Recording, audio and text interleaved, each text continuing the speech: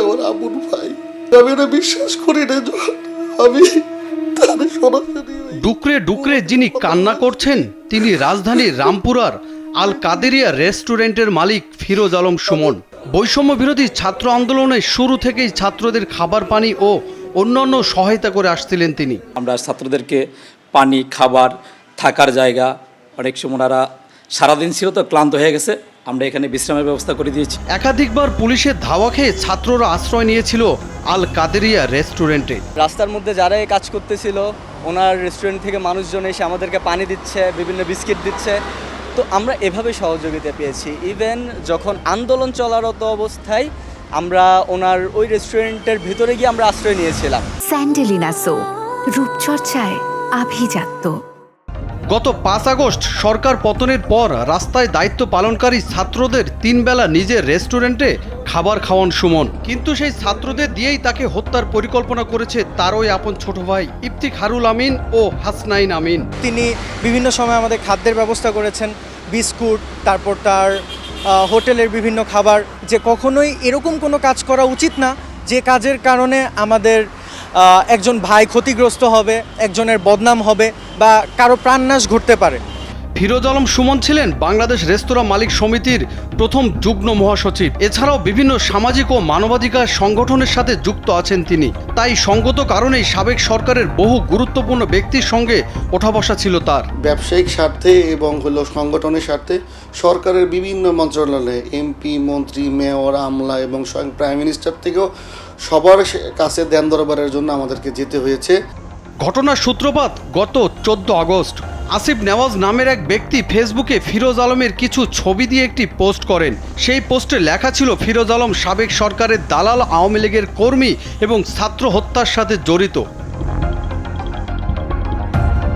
ফিরোজ আলমের রেস্টুরেন্ট থেকে খাবার সহ নানা রকমের সহায়তা পাওয়া ছাত্ররা ফেসবুকে এমন পোস্ট দেখে অবাক হয়ে যায়। আমি ফেসবুকে একটা পোস্ট দেখতে পাই যে সামাজিক মাধ্যমে আমার কিছু মেয়র এবং অন্যান্য লোকজনের সাথে ছবি দিয়ে এটা ফেসবুকে একটা পোস্ট করা হয় যে বৈষম্য বিরোধী ছাত্র আন্দোলনের অর্থ যোগানদাতা আওয়ামী লীগের এই নেতা ছাত্র হত্যার সাথে জড়িত। এইটা রামপুরা যারা ছাত্র আছে তাদের কাছে চলে আসে। আসার পরে তারা রাত্রেবেলা আমাকে খুঁজতে আসে। আসার পরে আমাকে পায়, পাওয়ার পরে আমাকে পোস্টটা দেখায়। দেখানোর পরে আমাকে বলে যে এই পোস্ট আপনার নামে, এটা সত্যতা। আমি বললাম যে আমি যদি কালপিট হয়ে থাকি তাহলে আপনারা আমার বিচার করবেন, আর যদি না হই তাহলে যে করছে তাদের বিচার আপনারা করবেন, কথা দিতে হবে। তখন আমার সাথে তারা কথা বলে তারা তাদেরকে খুঁজে। এরপর ছাত্ররা খুঁজে বের করে সেই পোস্ট দাতা আসিফ নেওয়াজকে। যখন আমরা পোস্ট দাতার সাথে আমরা যোগাযোগ করেছি, আসিফ নেওয়াজ উনি ছাত্রদের পক্ষে ছিল। আপনার কাছে প্রমাণ কি যে উনি অর্থ যোগান দিয়েছে বা ছাত্র হত্যার পেছনে ওনার অবদান ছিল? তো উনি বলল যে ভাই আমি তো জানি না, আমাকে পোস্ট একজনে দিয়েছে করার জন্য। আমি বললাম যে কে দিয়েছে, কেউ দিলে কি আপনি পোস্ট করবেন? তো উনি আমাদেরকে ইফতেখার আমিন নামের একটা অ্যাকাউন্টের মেসেজ দেখিয়েছে যে ভাই আপনি এই জিনিসটা পোস্ট করেন। আসিফ নেওয়াজ জানান এই সকল ছবি ও লেখাটি তাকে পাঠিয়েছেন ইফতেখার আমিন। তার কথা মতো এটি ফেসবুকে পোস্ট করেছেন তিনি। যখন ছাত্ররা আমার সাথে যোগাযোগ করে, তারা যখন জানতে পারে যে আমি এই পোস্টটা করেছি, যখন ছাত্ররা আমাকে পুরো প্রুফ সহ দেখায় যে ভাই আপনি এটা ভুল করছেন, আসলে আপনাকে এটা ইউজ করা হয়েছে, তারপর থেকে আমাদের অনুতপ্ততা আসে আসলে যে আমি এটা ভুল করছি, এটা আমাদের এটা করা কোনোভাবেই উচিত হয়নি। আসিফ নেওয়াজের দাবি তার ফেসবুকের পোস্ট দেখে ছাত্র জনতা ক্ষিপ্ত হয়ে আল কাদেরিয়া রেস্টুরেন্টের মালিক ফিরোজ আলমকে গণপিটুনি দেবে, এতে তার মৃত্যুও হতে পারে এমন পরিকল্পনা করেছিল ইফতেখার আমিন।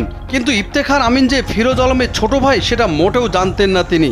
সে যখন আমাকে পোস্টটা করার কথা বলে আমি পোস্টটা করে দেই, আমার পোস্টটা হচ্ছে ফেসবুক থেকে রিমুভ করে দেওয়া হয়। ইফতেখার আমিন আবার প্রেশার ক্রিয়েট করা শুরু করে যে আপনাকে পোস্ট আবার করতেই হবে। নিজের ভুল বুঝতে পেরে ফেসবুকের পোস্টটি ডিলিট করে ফেলেন আসিফ নেওয়াজ, কিন্তু এতে ক্ষিপ্ত হয়ে যায় ইফতেখার আমিন। বারবার তাকে চাপ দিতে থাকে আবারও ফেসবুকে পোস্ট করার। আপনি যে ক্যাপশনটা দিয়েছেন ওই ক্যাপশন দিলে তো মনে করেন যে ওইটা তো রিমুভ হয়ে যায় ফেসবুক থেকে। ফেসবুক থেকে যখন রিমুভ হয়ে গেছে এটা তো পোস্টই করতে পারি নাই আর। কথা মতো কাজ না করা একসময় আসিফ নেওয়াজকে হুমকি দেওয়া শুরু করেন ইফতিখারুল আমিন, তারই মেজো ভাই হাসনাইন আমিন। এই ঘটনার পর প্রথমে থানায় জিডি এবং পরে আদালতে একটি মামলা দায়ের করেন আসিফ নেওয়াজ। পোস্টগুলি রিমুভ করে দিছি, কিন্তু সে এখন আমাকে প্রেশারাইজ করতেছে যে না পোস্ট করতেই হবে। এখন জানমালের হুমকি দিছে, তখন আমি বাধ্য করতে সব কিছু বন্ধ করে, মোবাইল টোবাইল সব কিছু বন্ধ করে আমার এখন অন্য জায়গায় পালায় ঢাকার বেড়াইতে দিতেছে। আপন বড় ভাইকে হত্যার পরিকল্পনার অভিযোগের বিষয়ে জানতে মুঠোফোনে যোগাযোগ করা হয় অভিযুক্ত ইফতিখারুল আমিনের সাথে। তিনি জানান তার ভাই আওয়ামী লীগের নেতা ছিলেন এবং ছাত্র হত্যায় জড়িত। আমি শুনছি বিরোধী সমান ছাত্র হত্যা জড়িত, আমাকে খোঁজ দেয় গুলি করে মানুষ মারছে, এটা আমি শুনছি। আর আমি তো কিছু পোস্ট করতে কই নাই, কালকে গুলি করে মারছে, পুলিশে ছাত্র লিখতে খাওয়াইছে গুলি করে মারার জন্য, আমি তো শুনছি। কিন্তু তার অপর ভাই হাসনাইন আমিন বলছেন ভিন্ন কথা। তার দাবি শুধু ব্যবসায়িক কারণেই সরকারের লোকজনের সাথে তার বড় ভাইয়ের যোগাযোগ ছিল। তার বড় ভাই ফিরোজ আলম কোনো রাজনীতি করেন না এবং ছাত্র হত্যার সঙ্গেও জড়িত নন। এই সবই মিথ্যা জিনিস ভাই, ভাইয়ের বিরুদ্ধে যেগুলোকে করে এটা আপনাকে বলা হয় পৃথিবীতে, এগুলো সবই মিথ্যা। আপনার ভাই কি আওয়ামী লীগের কোনো পদে ছিল ভাই? না না, কোনো কিছু ছিল না।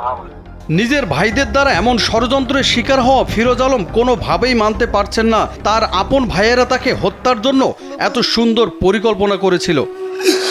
আমার আপন ভাই আমাকে হত্যা পরিকল্পনা করে, মনে হয়েছে যে আমি ভাই হিসাবে আসলেই ব্যর্থ। কথায় আছে ভাই বড় ধন রক্তের বাঁধন, বাবার অভাব করে পূরণ। একই মায়ের পেটে জন্ম নেওয়া আপন ছোট ভাই হত্যার পরিকল্পনা করেছিল বড় ভাইকে। সমাজে কোনো ভাই যেন আরেক ভাইয়ের সাথে এমন ঘটনা না ঘটায়, এমন প্রত্যাশাই সকলের।